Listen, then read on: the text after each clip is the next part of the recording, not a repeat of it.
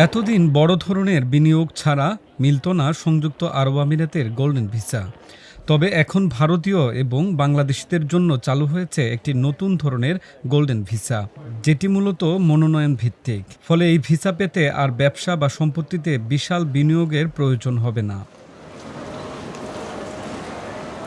ভারতীয় সংবাদ মাধ্যম হিন্দুস্তান টাইমসের প্রতিবেদনে বলা হয়েছে, আগে দুবাইয়ের গোল্ডেন ভিসা পেতে দেশটিতে কোনো ব্যবসা বা কমপক্ষে ২ মিলিয়ন দিরহাম, যা বাংলা টাকায় ৬,৬৮,০০,০০০ টাকার বেশি মূল্যের সম্পত্তি কিনতে হতো। তবে নতুন মনোনয়ন ভিত্তিক ভিসা নীতির আওতায় ভারতীয় ও বাংলাদেশিরা ১,০০,০০০ দিরহাম, প্রায় ৩৩ লাখ টাকার কিছু বেশি ফি দিয়ে দুবাইয়ের গোল্ডেন ভিসা পাওয়ার সুযোগ পাচ্ছেন।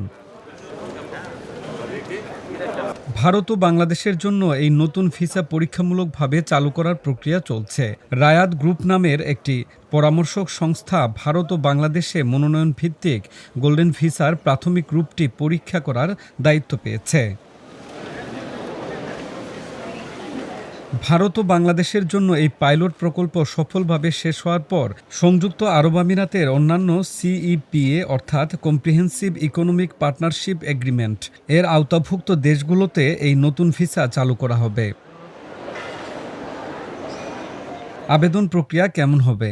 নতুন গোল্ডেন ভিসার আবেদন প্রক্রিয়া এবং অনুমোদনের বিষয়ে রায়াদ কামাল আইয়ুব বলেন, যারা এই ভিসার জন্য আবেদন করবেন তাদের ব্যাকগ্রাউন্ড অর্থাৎ অতীত ইতিহাস যাচাই করা হবে।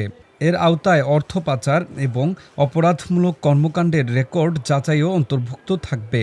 আবেদনকারীর সামাজিক যোগাযোগ মাধ্যমও পরীক্ষা করা হবে। কর্তৃপক্ষ বলছে, এই ব্যাকগ্রাউন্ড যাচাই প্রক্রিয়ার উদ্দেশ্য হল সংযুক্ত আরব আমিরাতের বাজার এবং ব্যবসাগুলো যেন আবেদনকারীর কাছ থেকে সংস্কৃতি, অর্থ, বাণিজ্য, বিজ্ঞান, স্টার্টআপ, পেশাদার পরিষেবা এবং অন্যান্য ক্ষেত্রে কিভাবে উপকৃত হতে পারে তা নির্ধারণ করতে পারে। রায়াদ সংবাদ সংস্থা হিন্দুস্তান টাইমসকে বলেন, এরপর রায়াদ গ্রুপ আবেদনপত্রটি সরকারের কাছে পাঠাবে। সরকারের নির্দিষ্ট দপ্তর মনোনয়ন ভিত্তিক গোল্ডেন ভিসার চূড়ান্ত সিদ্ধান্ত নেবে। রায়াদ জানান, আবেদনগুলো ভারত ও বাংলাদেশের ওয়ান ভাস্কো সেন্টার, তাদের নিবন্ধিত অফিস, অনলাইন পোর্টাল অথবা তাদের ডেডিকেটেড কল সেন্টারের মাধ্যমে জমা দেওয়া যাবে। নতুন ভিসার সুবিধা। এই নতুন ভিসার অন্যতম বড় সুবিধা হলো এটি সম্পত্তি ভিত্তিক গোল্ডেন ভিসা থেকে আলাদা। সম্পত্তি ভিত্তিক ভিসা সম্পত্তি বিক্রি বা ভাগ হয়ে গেলে বাতিল হয়ে যেতে পারে। নতুন মনোনয়ন ভিত্তিক ভিসা একবার পেলে তা স্থায়ী হবে।